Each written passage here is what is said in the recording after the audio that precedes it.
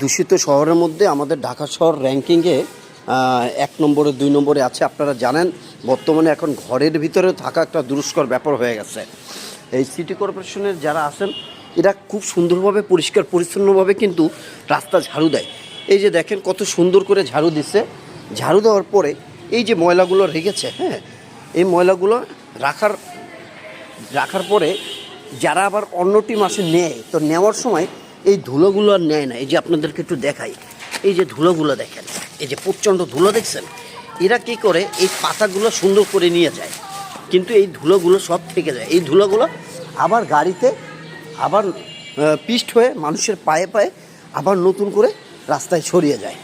তো এই জন্য আমি বলবো সিটি কর্পোরেশনের দায়িত্বশীল কর্মকর্তা আপনারা একটু এই ব্যাপারটা দৃষ্টি দেবেন, যে পরিষ্কার পরিচ্ছন্ন করার পরে যেন ধুলোবালু সহ এই ময়লাগুলো উঠিয়ে নিয়ে যায়।